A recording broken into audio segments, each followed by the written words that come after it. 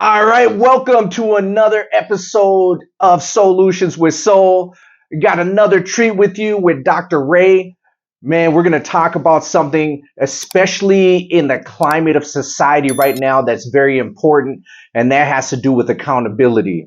You know, it's very easy for people to point fingers at everybody else. It's not my fault. Yeah, like it's not. Yeah, It's your fault. Yep, 100%. And even self accountability. You know, it's like the micro. And if you take self accountability, then when you're out in society, you take more care for what's going on too with life. So, do you want to go ahead, Ray, and give them a little taste of how this conversation is going to go? Yeah, absolutely. So, by the way, you'll see my eyes go here. I have some notes here to help me out here, so I sound smart. Yeah. But when we're talking about personal accountability, I don't think most people look like that. So we're going to talk about what that can look like in action. So, but for example, you were not late, but just say you came here and you're already ready, and I'm eating. Yeah. And then you're setting up and you're saying, I got to pick up my kids. Yeah. At a certain time, so I have a little window, but I'm sitting there taking my time to eat. Yeah. And you came here, you were punctual, but I keep circling around that. Well, I didn't know you're going to be this early. Yeah. I did say 10, but we're kind of loose here. Yeah. And I keep putting it on you rather than connecting, kind of go, I'm sorry. Yeah. Or I'll hurry up to just own it. I screwed up. Yeah. Rather than create this tension of trying to be right, or like, I'm afraid that if I made a mistake that I'm not going to be worthy of you being my friend or whatever. Yeah. So it's really about that. That's the premise of this, because particularly online, is that not that we want to get into politics, but as an example, it's come up. Yes, there are peaceful protests. There are. Okay. Yeah.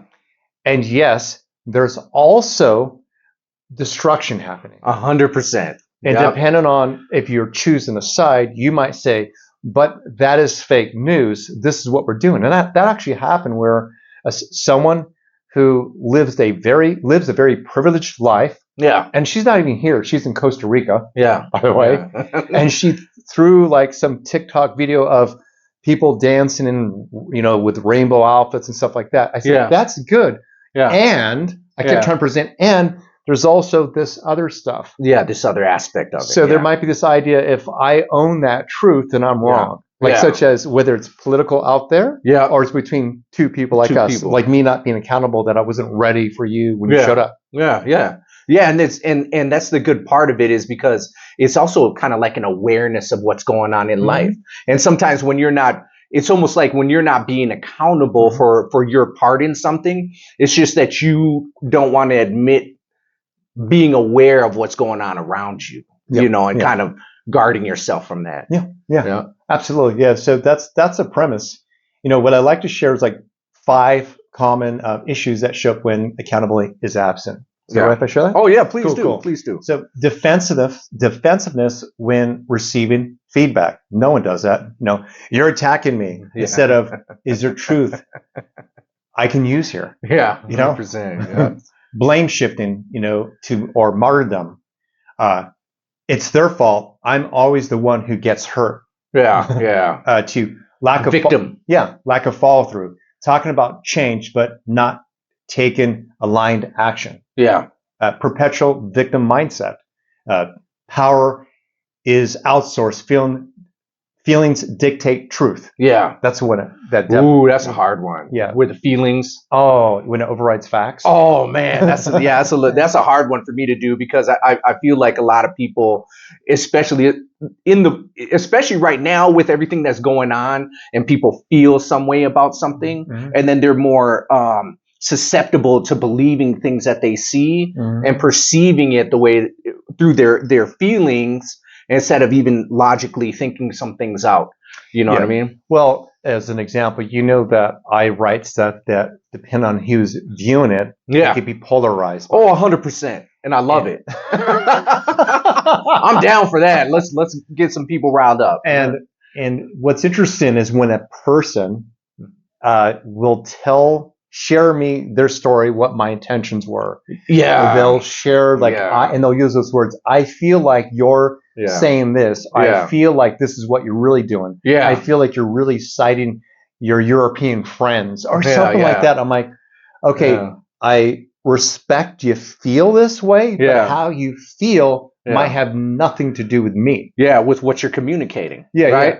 Yeah. Nothing. Like it has nothing. And it amazes me that how many people get they all gather together around this one feeling that's shared, you know, especially like even here in Ashland, where everybody, I don't know, they tend to be, I don't like getting political, but more liberal minded, and it seems like it's always about the feelings. And how do you feel and how you're making other people feel when that's not the only thing that creates reality. Yeah, I'm going to give you an example because that you brought something up. As an example, with my partner, they will see an expert, like an educator. Yeah. And let's say that she is there seeking help, whether it's paid for or it's from the school. And when this educator is sharing objective information, such as this is what can help your child. This is what I'm seeing show up. Say her co-parent. I'm open to speaking about that right now. After the meeting, we'll say, well, I don't feel that way. And yet the grades reflect that. Reflect the very thing that they're saying, right? Or they're the ones who are in the classroom with the challenge they're facing. So then it might be another deflection, like, well, I feel he'll grow out of it. And then he does it, and then it starts to catch up. And it shows up in ways where he's insecure about it, like say, being insecure that he's not able to pick up on reading when 2 years ago we could have done something about educators saying that we're seeing that he learns this way better. We're picking up on that he needs to read, but also it be experiential. That's not an opinion. It's not. It's what they've learned through experiencing teaching kids, right? Yeah, exactly. So that would be example, and that's just one example. And the very last one here is, I'm sure there's 1,000 more. Emotional immaturity masked as authenticity, oversharing without ownership, chaos without containment. Man, that just sounds like the streets right now. The streets in LA, right? But you know the thing that if you don't mind if I circle back to the whole school thing. Absolutely. What I was picking up on that is something that I myself have been through when I was learning to take full accountability for everything. Is this feeling insecure about not knowing enough. Or solid in what's going on. Like I felt like I should know better than what they were telling me, but because I didn't, then I would deflect. Dude, does that make sense? Yeah, dude. That's at the core. That's what is with everyone. So when you or me or people online say, please take accountability. That's the deeper work. That's the shadow work. And most people haven't really done that. As an example, I want to get back to your story, but mine's more important. Oh, go ahead. I'm kidding. Okay. It would be the same thing if I were to, say, make a video or write something up, and I have an expectation everyone's going to perceive me the way I will want or I intend. So imagine me after I post something, when people don't receive me that way, like I get some people trolling me or taking what I say out of context. Now imagine me saying, you did this to me. I can't believe you're behaving this way. You put yourself out there and you're going to be, bitten. All of this. No.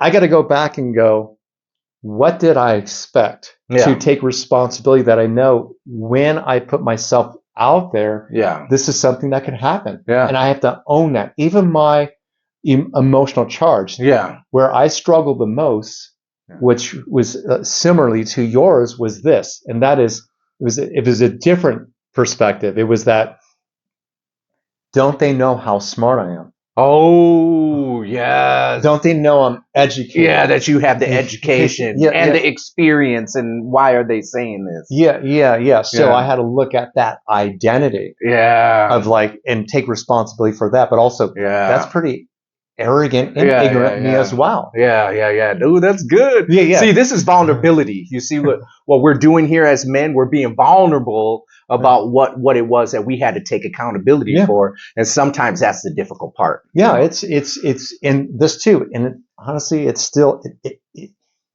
I shared it literally yesterday and today in the most loving way. Yeah. I now have softened it, but still there might be some part of me that's charged. And it's this. There are people who have loved me for decades. Yeah. I've helped their life. Yeah. And I have led law of attraction groups where it's all about attracting things that you want and always taking accountability. And they have loved my posts when it comes to how I father, to love me when I look like I'm in a good relationship with my partner. Yeah. But when they take my posts out of context, and they start telling me who I am all of a sudden by that one post, but more, a feeling. Yeah, the feeling that they got. Yeah. I have shared stuff where I recognize to others it could look like I'm either trying to get validated or still looking for approval or whatever. Yeah.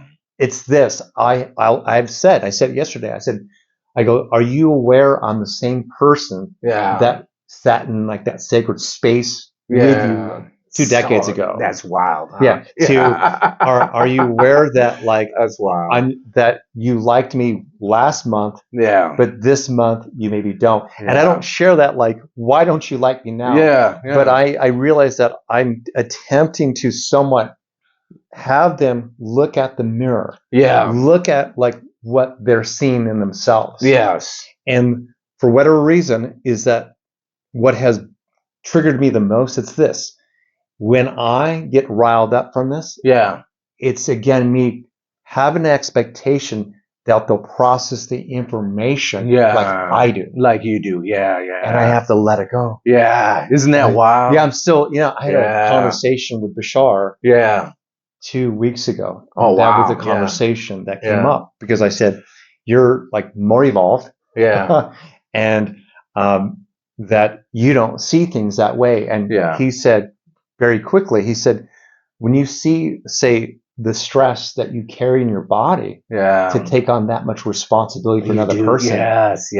Like, why would you do that? Like, it's like, you're the one feeling yourself. You're not feeling even their resistance. It's your resistance to accept them. To accept them. As they are, huh? Yes. You know what's interesting? You mentioned Bashar, and when he was talking to this lady about her doing her thing, like you are doing your thing, you're sharing the information, and he's like, but after you share it, you're done. It doesn't matter who takes it. There's some people that are going to take it, but the people that need to take it are going to take it. But you did what you were supposed to do at that point. And so it's interesting you said that. Well, 2 weeks ago, 2 weeks ago, I let some friends watch this, particularly coaches, and they're like, it's pretty cool to see you get coached. I'm like, well, I mean, there's someone out there that's way smarter than me. I mean, come on. Even coaches need coaches, right? Yeah, they saw my vulnerability or something like that. But in there, I said, how do you do this? And that's the work. And it's what I've been having dreams. So, for example, I had a dream of she was a younger woman who I went to the beach with. I mean, like in real life. And I haven't spoken to this person since Max was 2 years old because we all hung out or something like that. But she came up and I did a dream interpretation of that. And it said it kind of represents kind of more of that because I remember her playing in the water and being free. And she represents that kind of that feminine play I'm needing, that playfulness of letting go and being able to experience the light and becoming more sensitive to myself because I have always willed myself through a lot of things. Yeah. Kind of. Yeah. This, I'm masculine. I come from this family, the lineage of 5 generations of military. Yeah, military and all that. Yes. We get, just trying to will myself. An army of one, right? Yeah.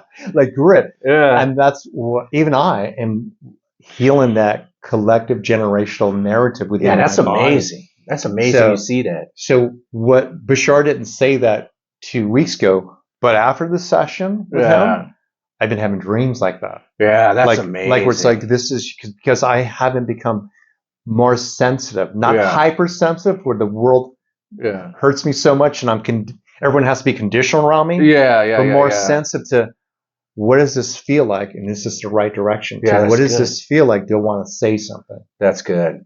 And you know what's crazy is because right now you're also in the middle of a move, and so there's a lot of doing. And so I can see how you're like more masculine oriented. And then now you're having dreams about, hey, you need to kind of pull back a little bit so you can feel your surroundings. Well, I never have lower back pain unless it's an actual physical injury, meaning like my psoas gets tight. But I'm sorry, my lower back is the one that usually will get like sore from like whatever that is, not being supported, but never my upper back, my rhomboids. And of course, I did a little analysis on that too. Yeah. Okay, I threw it into ChatGPT. That's my mistress. Yeah, there you go. I like, AI is my mistress too. But it said that, that I'm carrying the emotions of too many people. Yeah, my co-partner, her son, my co-parent, she has a co-parent, sorry. And that. But the moment, because I am getting a massage tomorrow, but if I didn't let go of the emotional component of it, I'd still be sore today. And 2 days ago, when I got the message, I had Nicole work on me, and yesterday, oh my God, my son's gotten really good at it. He gave me deep tissue. Oh, really? But I also, he knows what's up. I surrendered to you. I'm going to allow my son to support me in this moment. Yeah. Even my son. Yeah, that's amazing. And I actually don't feel anything at all. That's amazing. It was a release. Super good. Yeah. So that's how I learn, like I really take responsibility. Like, how's it even shown up in my body? And also, I've been doing this supposedly like almost 30 years. Yeah. I'm still a student. 100%. It's just different levels of it. And you know what's crazy about you saying you're having back issues? It was my birthday, May 30th, right? I turned 49. And then the next day, I threw my lower back out. Oh. And I was out for like a week. I had to call into work. I didn't go to work for a week. And I'm sitting there because I know I picked up more weight than what threw my back out before. So I knew that I was taking on a lot emotionally. And I looked it up too. And I said, support. You're holding on to emotional stuff. The same thing. So it's crazy that you and I are going through the same kind of ordeal. Yeah, well, I'm glad that you didn't experience both up and lower. No, just lower. I couldn't do. I couldn't imagine both. That was hard enough. But then the whole part of it is bringing it right back around to accountability. Yeah. I had to take accountability for what I was holding on to and not expressing.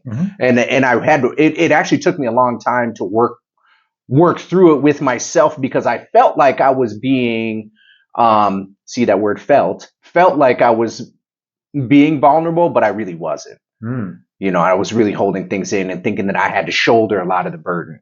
And so, that's the accountability of being like, all right, how am I really being to myself and to the people around me?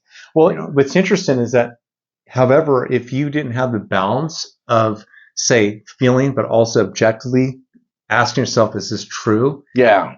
And you just stay with the feelings, but I feel like they need help. Yeah. I feel like I got to take care of everyone. Yeah. I feel it. Yeah. Then you would just have a sore lower back for the next year. Yeah, for the next. So I mean, your people's feelings. Yeah. I mean, I'll validate you. Yeah, but you can be really sore for the rest of your life.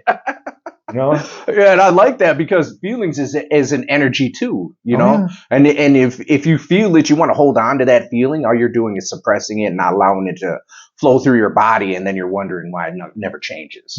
Yeah. This is a good conversation. You guys are getting some good stuff here. Thank you. Yeah, I like that you're giving yourself a self-review right here on camera. Yeah, I know. Yeah, this is good. I love it. Hey, remember to share, like. Put a donate button. No. I wanted to share kind of like how this can show up in the immature, masculine, and feminine as well here. And that is, because I know this will resonate with people, that is for the immature masculine, it's avoid structure or over controls it. Yep. Yeah, even I try to control things too. Needs to be right, lacks introspection. Yeah. Same thing. There we go. go. What am I feeling? Yeah. So we're not saying we're polished and we got it. Yeah. No. Projects power through ego, not integrity. Ooh. And for the Big ego. Yeah. And for the immature feminine, it can look like avoids discomfort, craves constant safety. Yeah. You don't make me feel safe. Safe. Yeah. Okay. That's a big one. That happened 2 weeks ago, and I always have these online experiences, not a lot, and I forgot even what the conversation was. That's how unimportant it was to me. Yeah. But she kept sharing her story, how I was, and how I feel. Yeah. And I kept turning around and saying, are you aware that you're sharing a story? Yeah. And that I'm here actually at Noble's getting a coffee while communicating with you. Like literally telling her that like this is not a real big deal. Yeah. And then I was compassionate, and by the third or fourth like message, and also I got to take accountability. I was trying to somewhat get her to think like me or really know what I said in the original post. Yeah. And that's where like I have to learn. Because we start saying like, because when he has people we call it the hot seat, and when that person's not ready, that's enough. This is where you are. Yeah. And that's where I want to become more an expert at. Like just back off. Yeah. He does do that well too. Huh? Oh, yeah. Well, that's it. He does that. Oh, I want to get there as well. So what she ended it with, you don't feel like a safe person. Isn't that crazy? I never met the person in my life. Yeah. In fact, she became a follower like just a month prior, liked some stuff. But the moment I said something that didn't align with her, went back and forth a little bit. And she said, you don't feel like a safe person. I'm thinking, like, that's wild. Yeah. Who are you again? No, that's something that I don't know if you'd mind going into a little bit with feeling like a safe person. Mm-hmm. So what is it, would you say that translates? What's really the undercurrent of like that you don't feel like a safe person to me? People, this is a generalization, but people who will say that, project that, and always feel like they need safety, usually are people who don't have healthy boundaries. So they feel guilty for saying no. So they really don't feel, it's not that they don't feel safe, it's that they're afraid to express themselves to keep someone at bay or push. So it's much easier just to unfriend, block, or project online. Yeah. They're still they're not embodying that healthy masculinity, man or woman. Because the masculinity is more like a boundary. It's a stop. Yeah, it is. It's not beating someone off. No. It's more like, this doesn't feel good. Yeah. I don't appreciate this. This happened now. With me, there's it's someone that's in my community, and I shared with her what's happening in the backstory. I'm not going to say it here, but what I shared with you for your got here. Yeah. And just some personal stuff. I shared it with her through a message, not one message of I hear you, I'm sorry. Yeah. Not like a friend, like she's lost her humility. Yeah. And she kept blasting me in Messenger, and I said to her, okay, obviously you don't understand a boundary, and I'm now blocking you from Messenger. Yeah. That doesn't mean I don't love you. Yeah. Doesn't mean that I've taken you out of my heart. But I need to take responsibility. Yeah. To speak my mind. But she perceived that as, I don't know why you're being mean to me. Yeah, mean to you. Because she's having a feeling. Yeah. And yet this person also has poor boundaries. So when someone else exercises it, it triggers that in her, which she doesn't have, hasn't developed. So good. I can see that. I can see how that plays out. Yeah. Well, you could see like from a bigger picture that people struggle with directions. And structure. Yeah. To where like as an example, they might see it as being militant. Yeah. Or controlling. Yeah, that's crazy. Yeah. And especially with kind of like the narratives, I feel, and this is myself, when I look at kind of like the narrative of what's going on in social media and stuff, the lines are being blurred. Like they're taking the lines away, all the boundaries, all the structure of how people were viewing society. So now it's harder for people I don't know, maybe this is just my perception of it. It's harder for people to take boundaries when they're laid out. And then all of a sudden, when you do the boundaries, that means you're a toxic masculinity or patriarchy or something like that, because you want to stand your ground about something that you believe in. Yeah, it is a trip. It's a trip. And two more here with the immature feminine is leans into emotional chaos without direction. Ooh. There you go. That says right there. And then the last one, uses intuition without self-inquiry. Oh, that's the whole I feel, whether it's a man or woman, I feel, rather than what does this say about me? Yeah. What am I blocking in myself? What have I not developed within myself? Yeah. So there are a lot of people pleasers in our community. And I would say in general, the spiritual community, and both men and women. And so they may be kind of, rather than taking personal responsibility, they went where they would be fully accepted, even their awkwardness, even them not waking up in time to get to work, to even their drug problems. It's so serious drug problems. But it's medicine. So they've never really taken accountability and ownership for that. So therefore, here they are on a planet still trying to exist that way. Yeah. And then just imagine, on the bigger picture again, they see it come from the government, or they might be the ones who commiserate with those who say, this is a very authoritarian, you know, and some of it might be. But yet what's interesting is that, let's say if you're in a more liberal state and the governor happens to be liberal, and he puts mandates out there that even impacts your work, and you making money, you might not say anything at all because your friends are not either, because you don't feel that way. Yeah, you don't feel that way. We don't feel that way. Yeah. Even though you probably should say something. You should stand up and do something, right? Yeah, and anytime we feel like the draconian measures being exercised towards us, that it's going to create this divisiveness and this polarity. But where we don't grow is recognizing how maybe our side did the same thing. Yeah, 100%. Or where, turn it even inward, what part of me resists structure? 100%. What part of me always breaks agreements? Yeah. What part of me runs from responsibility? Yeah. Woo. Man, that's so wild. And I've been seeing that a lot on Facebook, where they're pointing out what's going on, and they're saying, okay, so this political party is doing this, but then they'll show, but did you know that your political party did the same thing not that long ago? Then that party will say, so it's an eye for an eye. Yeah, I know, but it's just life, Yeah, I'll put it out there. So at the moment, I don't know if this is going to come out. We have people celebrating and having peaceful protests, and then there's also riots. And people are saying that a lot of those people are actors to, there's something going on there, that people are being paid for that. And where I validate that is, that's what actually pushed me in this direction to move up here. Yeah. And it was in 2020, it was during the BLM protests. Yeah. And there was peaceful, it was a peaceful protest, and it wasn't too far from my house in Santa Monica. And then all suddenly it went to a shit show of looting, the whole other direction. And I knew a lot of the shop owners. Yeah. I used to I've been there, living there for 20 years. So I got to know the people there, and they saw people getting arrested, and they were talking to the police officers. Yeah. And more than 70% of the people who were being arrested were from out of state. Yes. Out of state. Yes. Okay. Same in Minneapolis, and that's where I'm from, and I was there during that period of time. Yeah. And it's the same thing. Yeah. And the things that were getting looted and broken down, that community, they wouldn't.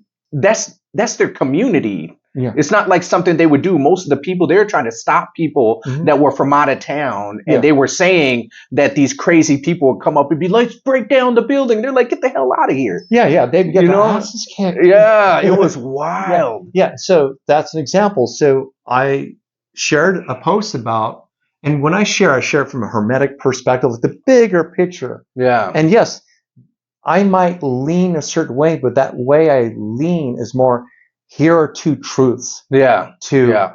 what I feel is right. And of course, that might be my opinion, and that's okay. Yeah. You know, however, in this, I was sharing that this is what we're talking about, or the liberals are getting a dose of what you might say the conservatives have been saying about fake news for a long time. But by me saying that, they felt I was aligned with conservatives. When I wasn't. I was more like saying, now you're getting a dose. Remember, I lived there.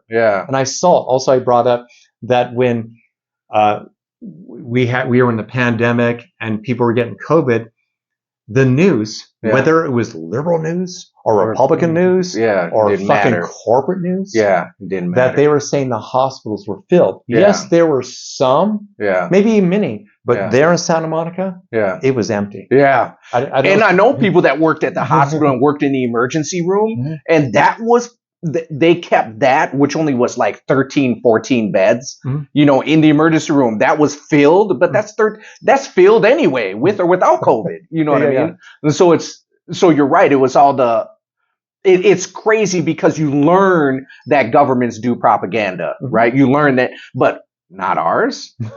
Like, come on, not ours. Are we really that naive? That these things that we have to take things with a grain of salt? Because even when we hear, like, this is lived experience, we're not telling you that I was in Minneapolis. I was there watching and seeing what was really going on. And I'm telling you from my personal experience that these people were being bussed in from out of town and all that. Just like, if you really watch, people are being bussed into LA too right now, right? So it's the same thing. It's crazy. It happened so close together. But for us not to take accountability for that and see what's really going on, and then get into our feelings and emotions about what's the atmosphere that's going on, is just irresponsible of us as human beings. Absolutely. So as an example, you're saying these people are being brought in, okay? Yeah, 100%. Yeah. But you're not saying, I don't believe in your beliefs, or I don't empathize with your concerns about immigrants. Or you're not even part of the subject. You know what I mean? It's not even what I'm talking about. And then there's people like online getting really heated. And this very moment, I have someone close to me that is actually trying to get proper documentation, and that I have paid for lawyer fees, and I've tried to help this individual. I've been afraid to even say something because I was afraid that people would ask me, like, who is this person, and he's going to get deported or something like that. So I actually literally have someone close to me that I'm trying to. You're actively working on it, right? Like, not just. And then yet I share the perspective, like, this is something that's going on. It happened during the BML protests also. You must be pro-Trump already. Like, what the hell? You bigot, right? Like, all of a sudden you're like, dang, man. Yeah, that's wild. And that's kind of sad that we're kind of in that state where it's just causing more division with us as human beings, with us as Americans especially. I feel like it just keeps. You sure you feel, or you think? No, I think. And I feel. It's just. Oh my gosh! We really need to have more conversations like these, just to plant the seed in people's brains to be like, where do you really want to take the trajectory of our lives and our society? I don't know why I'm thinking about this, but like, even when you said 5 minutes ago about like how the hospitals were not filled with a bunch of patients with COVID, there'll be people who take that out of context and say that we thought it was a hoax, or that we're denying that there was actually people dying. I never said that. Yeah, never. I never said that. It's a specific thing about how that we're being lied to. There's propaganda out there, and we don't have to take sides of where it's coming from, but we need to take responsibility of recognizing the different perspectives as a potential truth. 100%. Yeah, I agree with that. And when on this whole immature feminine thing, when you said uses intuition without self-inquiry, what's interesting that you have that listed there. Just yesterday, my wife we're building a business together, and we're about to do a campaign, and I was like, well, so what do you want to do with this campaign? And she was like, well, intuitively, I feel like we should do this. But then she was like, just like you said, she was like, but I'm wondering why I intuitively want to do it this way.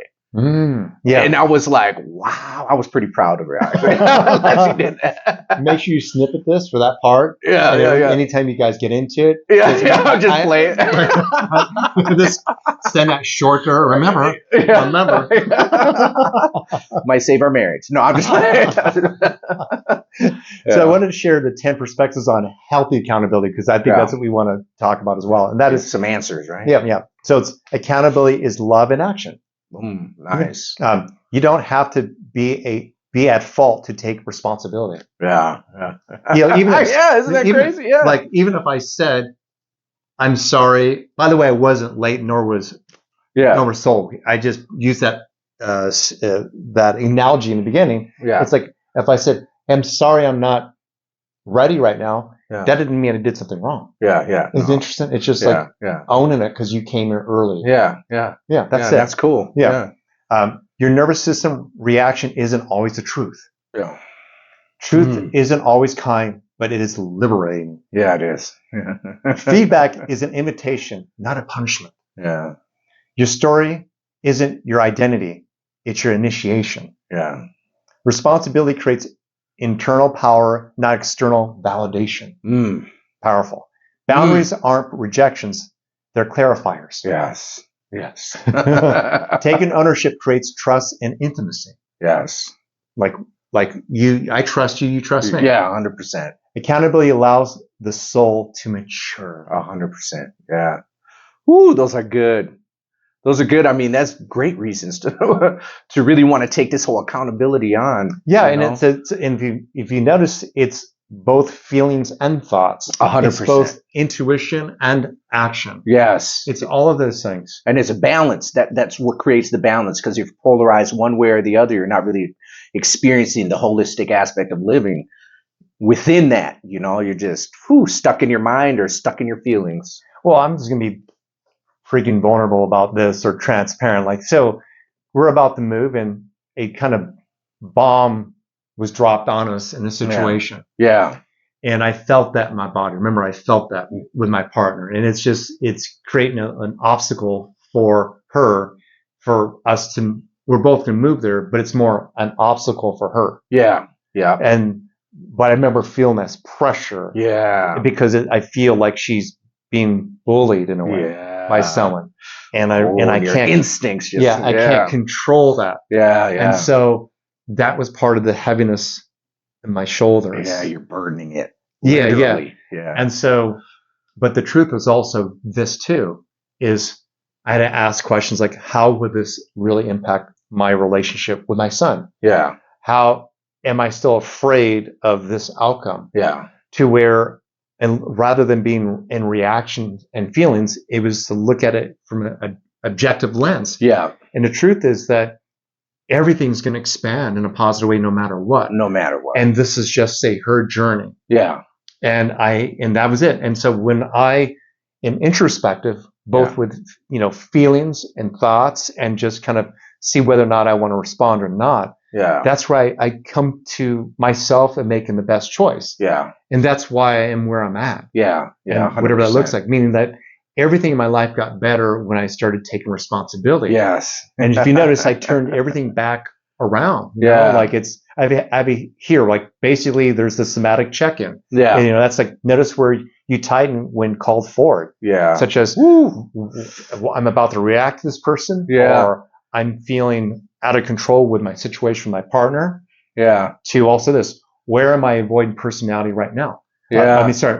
Where am I avoiding responsibility right now? Yeah. Oh, shoot, I'm acting like a victim. I expected this person to get me a certain way. Yes. Don't they know how smart I am? Yeah. Yeah. Ooh. Feeling a little rejected by that. Yeah. It's about really calming our nervous system down. Yep. Not invalidating what we're feeling. No. But taking pause and reflecting. Yeah. Yeah. Oh, that's good, because you know what that reminds me of? My wife and I came up with what we call the RID wave. And RID stands for recognize, identify, and then decide. because you got to recognize, just like you said, what's going on in my body. Like, you know what I mean? Like the feelings, where are you tightening up? What is it? And then you identify the story you're telling yourself about what's going on in your body. And then once you're able to balance all that out, then you can make a decision whether you want to move one way or the other, or maybe not move at all, you know, depending on what's going on, especially when you think about the outcome, because it's so easy for us to feel something, tell a story, and make a decision based on that without even processing what's going on. Yeah. You know, that has led to the majority of the arguments I've had with my partner when she's gone. It's always her fault, by the way. Yeah. Of course. Right. It's not true. It's when she goes into the story. And way to save that. When things are going well, you're going to throw that back at me. If you and I get in a fight, you go, hey, Nicole, this is what he really said. This is what he said. It's funny. It's when she would go into the story, but also me. Yeah. We'd be where when she would start saying the things that she's feeling and would say, well, why are you blah, blah, you did that, this whole thing. I said, wait, pause. Share what you're feeling. I feel this. This is my experience, and let me respond to that, because I might actually give you a different experience. And even it's happened with me. Like I've assumed something. Like it was something today. I forgot, not today, but it was like this week or something. And it was where I had to do something with. She said, "Well, okay, we both are having a different experience. As far as what it's like for us to leave this town. 100%. Yeah. So for her, she built a community. She has more friends. And she has better memories. She does. She does. And also there's other things that go into that. And for Max and I, there's not a lot of goodbyes. There's not like any grieving. So she said to me, she started talking about like the positive things, or like positive things here that were true, but it almost sounded like she was negating kind of like why we're also moving.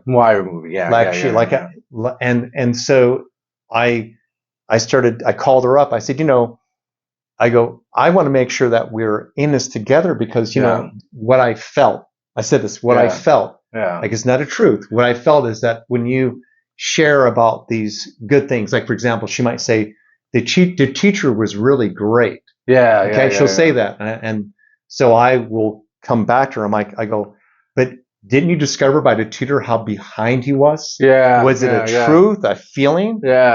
And so I'm like, because let's be clear that if he had challenges, that has to be part of the truth also. I think so. If you think the teacher's great because she made you feel good, that's different. That doesn't mean that she's a great teacher.